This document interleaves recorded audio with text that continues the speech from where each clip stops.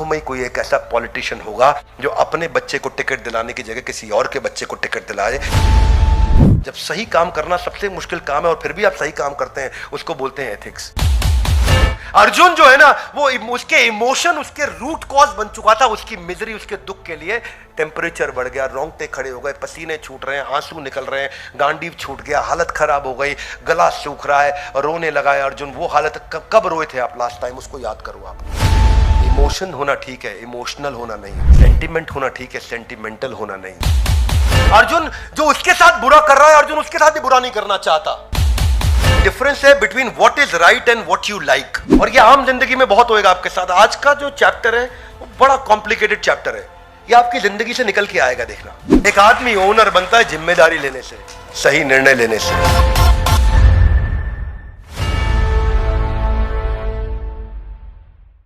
ग्रंथराज श्रीमद् भगवद गीता की आप सबका स्वागत है आज के नए एपिसोड में, जहां पे आज हम पहले अध्याय का 28वां श्लोक ले रहे हैं।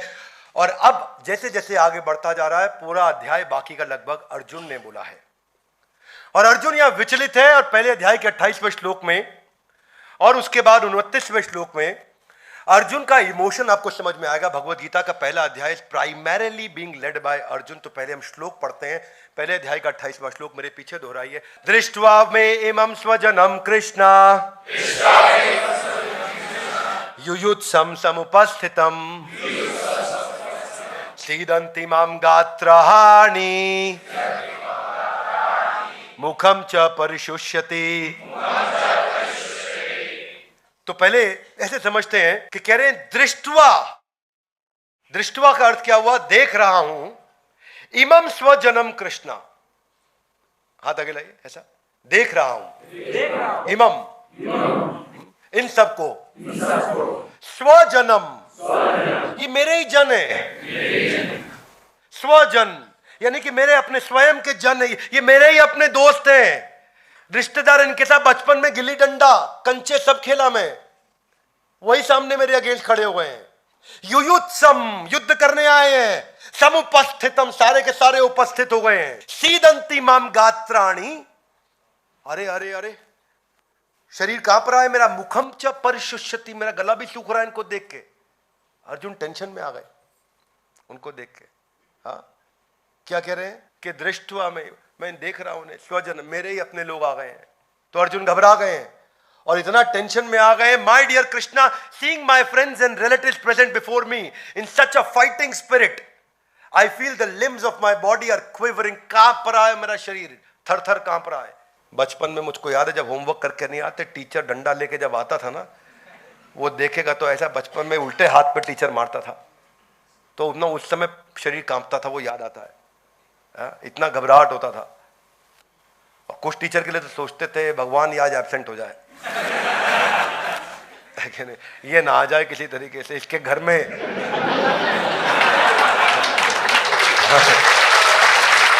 क्यों? क्योंकि सीदंती माम गात्राणि मुखम च परिशुष्यति। अपना भी वही हाल होता था, लेकिन क्या है, अपना वो छोटा प्रॉब्लम था। अर्जुन का प्रॉब्लम बहुत बड़ा प्रॉब्लम है। इमेजिन कितना बड़ा प्रॉब्लम है। आप सोचो ना, मतलब अगर आप ही का सगा भाई चाकू लेकर के आपको मारने आ जाए, घर की सिचुएशन समझो, मतलब इसको मायोपिक देखते हैं थोड़ा, तो आपको लगेगा मेरा अपना खून, आपका अपना बेटा आपका हत्या करने आए, मेरा अपना बेटा, इसको मैंने पाला पोसा, आज मुझे मारने आया। कितना हर्ट होएगा आपको। इमेजिन अर्जुन का फीलिंग समझो। थोड़ा कंफर्टेबल एटमॉस्फेयर था वहां, लाउडली यस नो? कंफर्टेबल था। एयर कंडीशन ऑडिटोरियम में बैठे थे, east of Kailash ISKCON temple के ऑडिटोरियम में बैठे थे।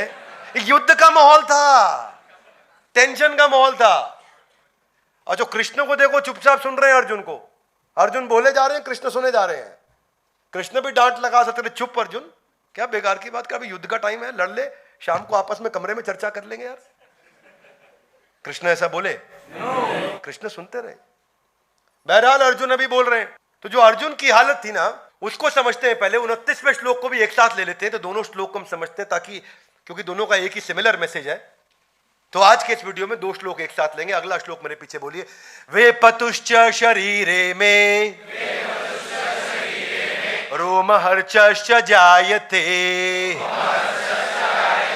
गांडीवं संसते हस्तात् त्वक्च एव परिदह्यते वे पतुश्च शरीर, मेरे शरीर में देखो, मेरे शरीर में वे पतुष, ट्रेम्बलिंग कांप रहा है ऐसा, रोम हर्चश्च जायते, रोम, रोम समझते हैं, रोम रोम खड़े हो गए, रोंगटे, वो कह रहे मेरे रोंगटे खड़े हो गए हैं, रोम हर्चश्च जायते, गांडीवम स्रंसते हस्तात्, गांडीव सबसे पावरफुल चीज जो अर्जुन के हाथ में थी, कह रहे वो भी खिसक गई, जो ताकत देती थी अर्जुन को, गांडीव, गांडीवधारी अर्जुन, उस गांडीव के बल पे एम्बीडेक्स्ट्रस थे अर्जुन। एम्बीडेक्स्ट्रस कौन होता है? जो दोनों हाथ से तीर चला सकता है, इधर से भी तीर चला सकता है, उधर से भी चला सकता है, अनलिमिटेड तीर एक साथ चला सकता है, किसी भी परम्यूटेशन कॉम्बिनेशन में, ट्रिग्नोमेट्री के किसी भी एंगल के साथ में अर्जुन कहीं से भी तीर चला करके वायु के बवंडर तूफान को कंट्रोल कर सकते हैं। गांडीव जो उनको दिया गया था, जिसके कारण वो इनविंसिबल हो चुके थे, वो गांडीव उनके हाथ में नहीं रुक रहा इस समय। वो अर्जुन जो आंख बंद करके उल्टी परछाई पे मछली की आंख को भेद दे, वो अर्जुन जो सबसे ज्यादा इंटेलिजेंट माने गए हैं मिलिट्री आर्ट्स के अंदर, उनके पास गांडीव भी आ चुका और वो भी गिर रहा है नीचे। यानी कि आपके पास, आप ऐसे सोचो कि आपके पास सबसे बड़ी जो पावर है, आपके पास सबसे बड़ा समझो जो स्ट्रेंथ है, चाहे वो आपका धन है, आपके हाथ में नोटों से भरा बैग है, तो आप उसको आग में डाल देंगे जलाने, ये भी मेरे काम का नहीं रहा। आप तो गांडीव छोड़ दिया उन्होंने। और क्या कहते हैं? त्वक्च एव परिदह्यते, त्वक मतलब त्वचा, स्किन, तो मतलब मेरी स्किन जल रही है। सोचो उनका बॉडी टेम्परेचर कितना बढ़ गया होगा कि स्किन में आग लगी हुई है, जल रही है। कितना बॉडी टेम्परेचर, कितना भयंकर ज्वर, जिसको बुखार बोलते हो आप आम भाषा में। तो जब आदमी का ब्लड प्रेशर बढ़ता है, टेम्परेचर बढ़ता है, तो बॉडी जल रही होती है, गर्म होती है, ठंडी पट्टी रखते हैं। समझ रहे हैं मेरी बात को? तो अर्जुन का इमोशन समझो आप, ये इमोशन जो अर्जुन का, my whole body is trembling, my hairs are standing on the end, my bow Gandiv is slipping from my hand and my skin is burning. तो अर्जुन की फीलिंग समझिए पहले अध्याय में क्या हो रहा है। भग ये युद्ध से पहले का सिचुएशन है। सो अर्जुन युद्ध नहीं करना चाहते थे। तो अर्जुन नेचुरली, अर्जुन ठीक ही कह रहे हैं एक तरह से। Would you agree with me? Yes no? Hey guys come on loud, yes no? No, बिल्कुल गलत कह रहे हैं अर्जुन। आप कह सकते हो क्यों भाई, लड़ाई कराओगे बिंद्रा जी? वो तो लड़ाई को मना कर रहे हैं, तो उसमें गलत क्या है? गलत है। हाथागी लड़ाई क्यों?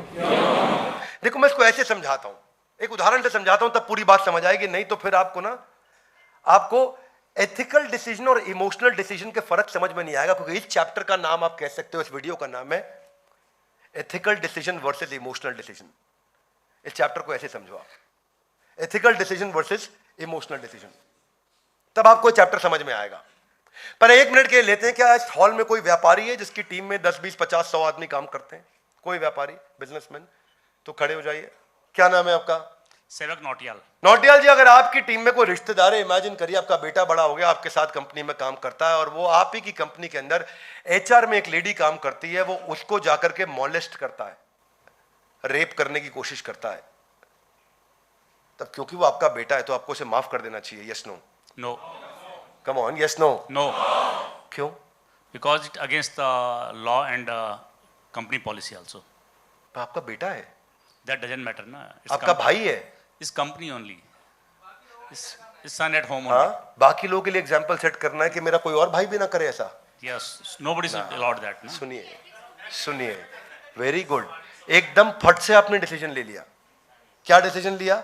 हाथागी लड़ाई गलत तो गलत है। कम ऑन, गलत तो गलत है, गलत है। चाहे वो आपका भाई हो या कोई और एम्प्लॉई हो, दूसरा एम्प्लॉई होगा तो सजा दोगे, ऐसा ही भाई है तो उसको भी सजा दोगे, देनी होगी। बेटा है तो उसको भी सजा देनी होगी।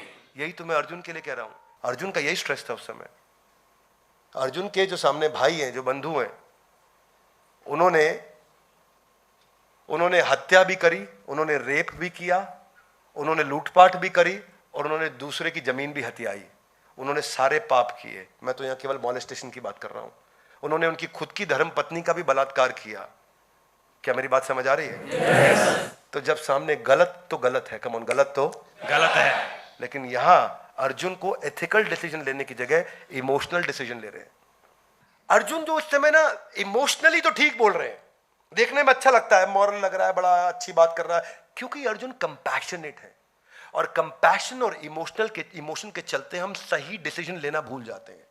भगवत गीता आपको वो शक्ति देता है कि आप इंटेलेक्चुअल बैंडविड्थ को बड़ा कर पाते हो आप अपने लॉजिकल और इमोशनल राइट ब्रेन और लेफ्ट ब्रेन में सामंजस्य बिठा पाते हो। अर्जुन जो उसके साथ बुरा कर रहा है, अर्जुन उसके साथ भी बुरा नहीं करना चाहता, पर जब जो किया जाना चाहिए वो किया जाना चाहिए। अगर किसी ने आपके ऑफिस के अंदर किसी महिला को मॉलेस्ट किया है तो उसके खिलाफ आपको एक्शन लेना चाहिए। Yes no? ये नहीं कि मैं यहां माफ कर दूं, क्योंकि ये एक्सट्रीम डिसिप्लिनरी इशू है। ऐसे ही दुर्योधन सारे एक्सट्रीम डिसिप्लिनरी इश्यूज को सरपास कर चुके थे। क्या मांगा था? 5 गांव तो मांगे थे। दुर्योधन सबसे बड़ा मूर्ख व्यक्ति था। दुर्योधन को तो और जरा दे देना चाहिए था उनको। दुर्योधन को तो पार्टनर बनाना चाहिए था युधिष्ठिर को, क्योंकि युधिष्ठिर ईमानदार है, सबको मालूम है। और युधिष्ठिर इतने ईमानदार है तो उन्हें बोलते भाई तू बिजनेस चला, जो प्रॉफिट आएगा उसमें हिस्सा मैं ले लूंगा, मेरे को पहले ही पता तू ईमानदार है, तू मेरी हिस्से का 1 रुपया रखेगा नहीं, तो काम तू कर, मैं आराम करता हूं। लेकिन क्या दुर्योधन को पावर का इतना एडिक्शन था कि मैं उसके बिना रह नहीं सकता, मैं जिंदा नहीं रह सकता। और यहां पे वापस आता हूं मैं। बेसिकली डिफरेंस है between what is right and what you like. और ये आम जिंदगी में बहुत होएगा आपके साथ। आज का जो चैप्टर है वो बड़ा कॉम्प्लिकेटेड चैप्टर है, ये आपकी जिंदगी से निकल के आएगा, देखना। भगवत गीता का आज जो हम श्लोक ले रहे हैं ये आपकी जिंदगी में बहुत बार रोज होंगी ये घटनाएं। ये कंपैशन वर्सेस कंप्लायंस का डिफरेंस है कि कंप्लायंस मतलब ये नियम कानून ये होने चाहिए, कायदे कानून ये है, लेकिन कंपैशन मेरी करुणा है। फेवरेटिज्म वर्सेस मेरिटोक्रेसी, ये उसके बीच में डिफरेंस है।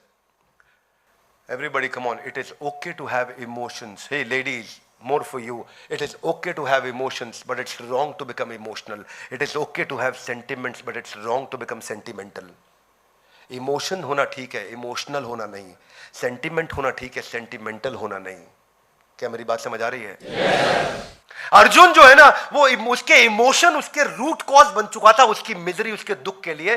टेम्परेचर बढ़ गया, रोंगटे खड़े हो गए, पसीने छूट रहे हैं, आंसू निकल रहे हैं, गांडीव छूट गया, हालत खराब हो गई, गला सूख रहा है, रोने लगा है अर्जुन। वो हालत कब रोए थे आप लास्ट टाइम, उसको याद करो आप।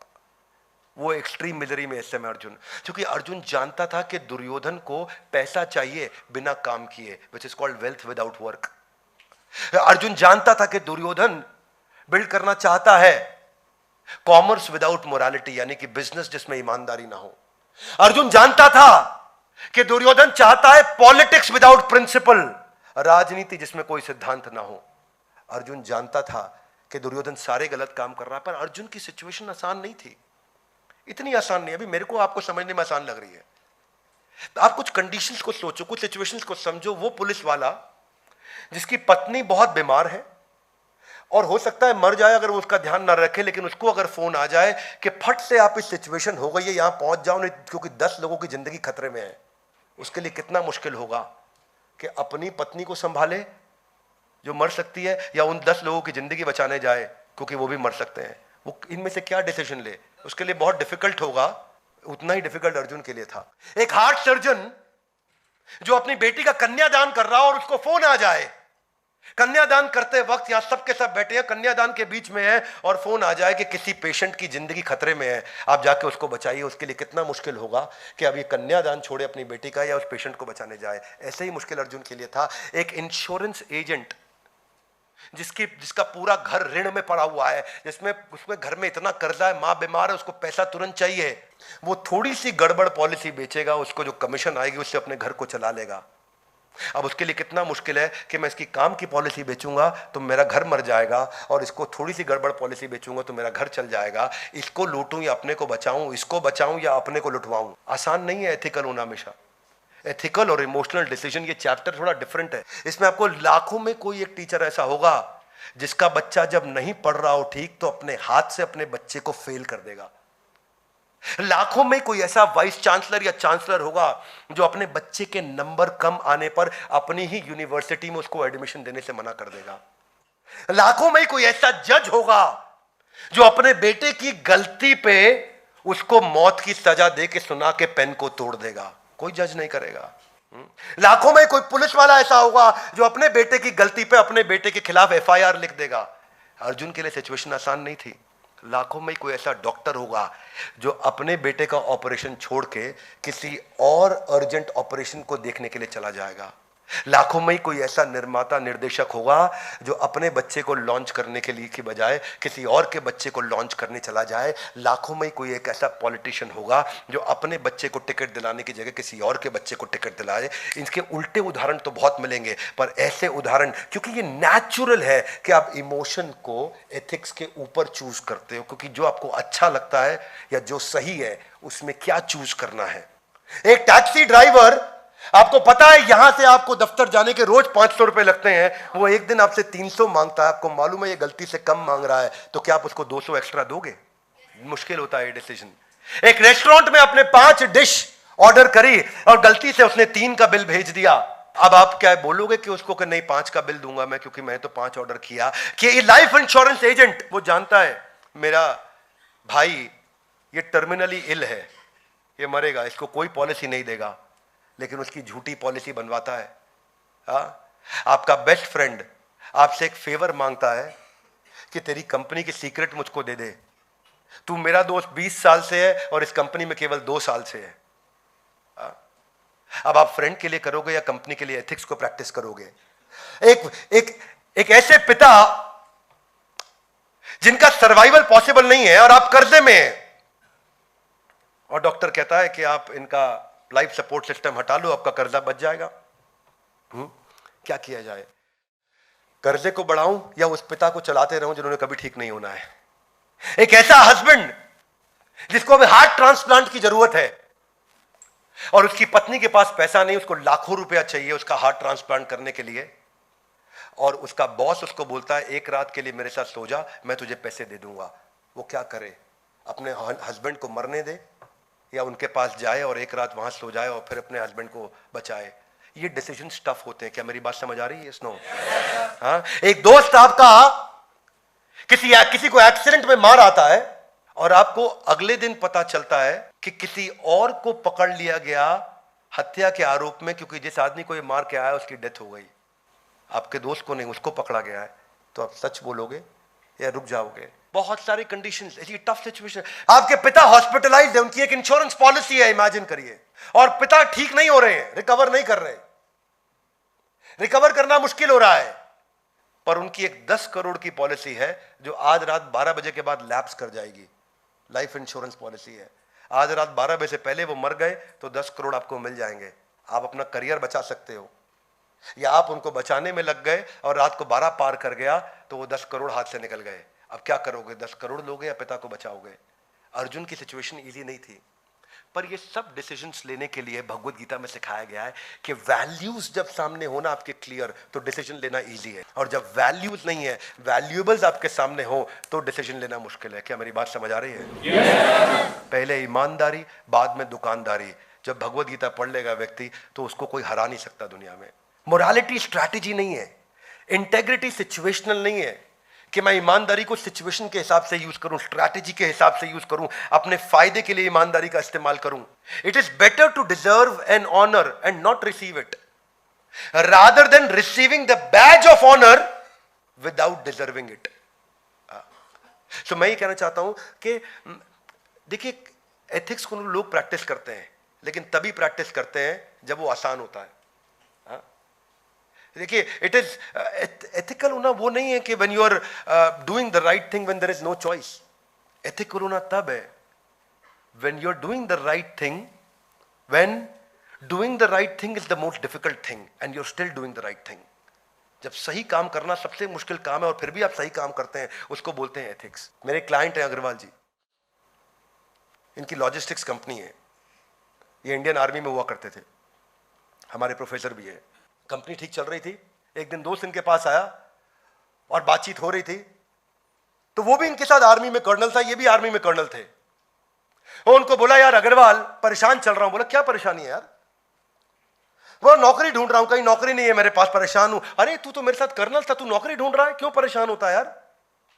तू आजा मेरी कंपनी में काम कर मेरे साथ। बोला, क्या बात करता है?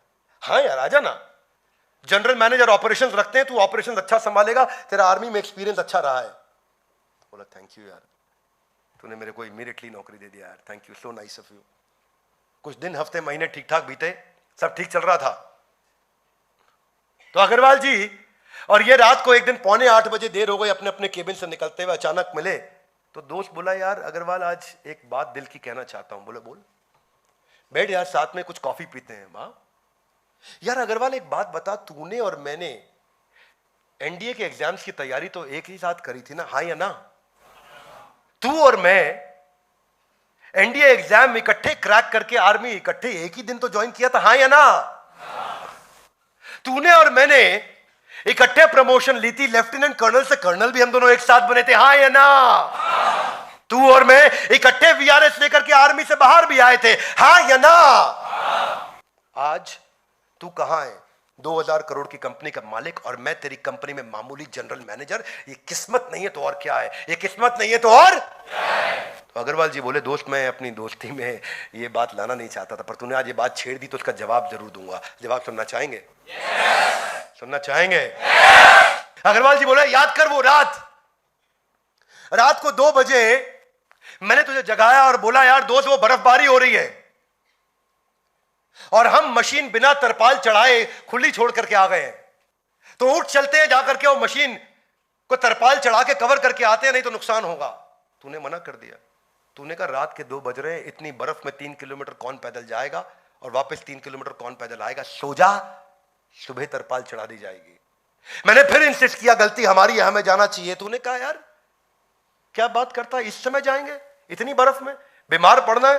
तू इंपॉर्टेंट है, मैं इंपॉर्टेंट हूं या मशीन इंपॉर्टेंट है? सो जा, सुबह जाएंगे। मैंने फिर इंसिस्ट किया कि हमें जाना चाहिए, नहीं तो नुकसान हो जाएगा। तूने क्या जवाब दिया? किसका नुकसान होगा? ना तेरा नुकसान होगा ना मेरा नुकसान होगा, सरकार का नुकसान होगा। सो जा, सुबह तरपाल चढ़ा देंगे।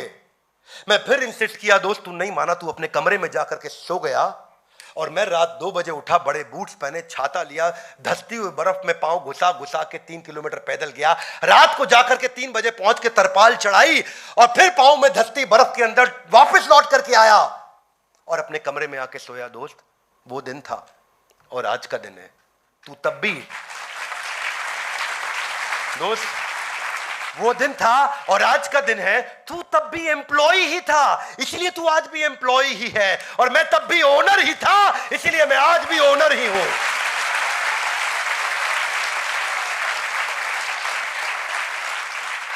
एक आदमी ओनर बनता है जिम्मेदारी लेने से, सही निर्णय लेने से। Are you with me loudly? Yes, no? इसको बोलते हैं emotional decision versus ethical decision. वो भगवत गीता आपको सिखा रही है।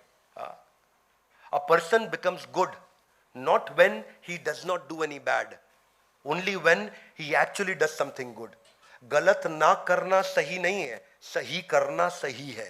हाँ, ये इंटेग्रिटी जो होती है ना, ये सिंपल यस और नो है। अगर वैल्यूज आपकी ठीक है तो आपके पास या है या नहीं है। कैरेक्टर एक प्राइसलेस चीज है, इसमें कोई प्राइस नहीं है। आपको पता है वो एक फेमस एग्जांपल है, वो स्टील किंग हुआ करते थे अमेरिका के, Andrew Carnegie, the steel giant of USA.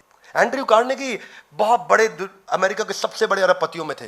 तो एक दिन रात को एक पार्टी में थे किसी जगह, पर क्या उतना अखबार में चेहरा छपता नहीं था रोज के लोग पहचान पाए। तो वहां पे एक महिला से मिले जो बहुत अपनी तारीफ कर रही थी, बहुत ब्रैग कर रही थी। तो उसे बोला उन्होंने, हे ब्यूटीफुल लेडी। बोले यस। बोले मैं एक आपको ऑफर देना चाहता हूं, अगर आप आज की रात मेरे साथ बिताएं तो मैं आपको $1000 देना चाहूंगा। तो बोले पागल हो, तुम्हारा दिमाग खराब है, बदतमीज इंसान, तुम्हें कौन ले आया पार्टी में? बोले नहीं नहीं, आई एम सॉरी, मैं कह रहा था अगर आप आज की रात मेरे साथ बिताएं तो मैं आपको $10,000 देना चाहता हूं। 1000, 10,000, स्टूपिड, घटिया इंसान, कैसी बात करते हो तुम? जानते नहीं हो कौन हूं मैं?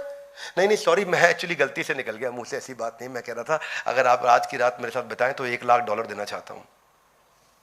What nonsense. उसने गाली देना शुरू किया, चिल्लाना शुरू किया। वो औरत बहुत गुस्से में आ गई। What are you talking? बोले नहीं, एक्चुअली मैं कह रहा था कि मुझसे गलती हो गई, मैं एंड्रयू कार्नेगी हूं, अगर आप मेरे साथ एक रात बिताएं तो मैं आपको $1 मिलियन देना चाहता हूं, किसी को पता नहीं चलेगा, बस मेरे और आपके बीच में है।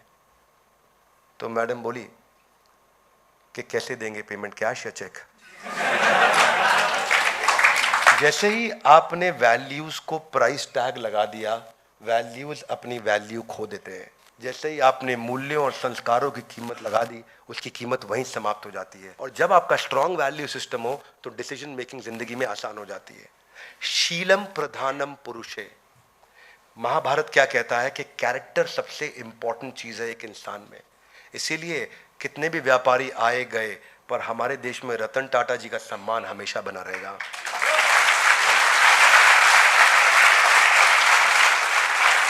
भगवत गीता एक ग्रंथ है कैरेक्टर का, मोरालिटी का, प्रिंसिपल्स का, वैल्यूज का। वे पतुश्च शरीरे में रोम हर्चश्च जायते गांडीवम, गांडीव खिसक रहा, इतना मेरा बुरा हाल हो गया।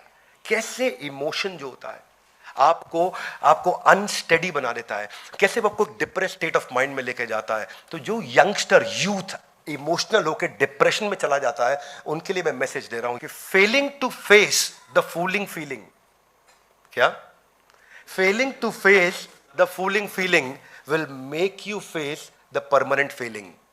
मैं समझाता हूं। फेलिंग टू फेस, आप फेल कर रहे हैं, फेस करना किसको? फूलिंग फीलिंग, वो फीलिंग जो आपको बेवकूफ बना रही है।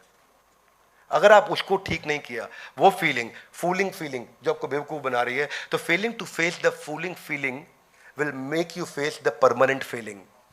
आप परमानेंटली फेल हो जाएंगे अगर इसको नहीं किया संभाला तो। ये डाउन साइड है इमोशनल होने का कि आपकी डिसीजन मेकिंग एबिलिटी खत्म हो जाती है। ये डाउन साइड है कि आपके लॉजिकल रीजनिंग, लॉजिकल जो ब्रेन है वो स्लो हो जाता है। और ऐसे आदमी का पूरी दुनिया लाभ उठाती है। आपको पता है इमोशनल आदमी का हर आदमी फायदा उठा के चला जाता है। यस और नो?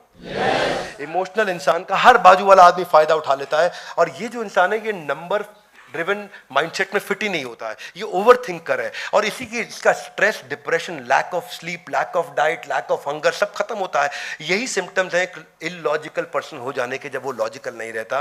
और वही श्लोक में बताया गया है, वे पतुश्च शरीरे में रोम हर्चश्च जायते।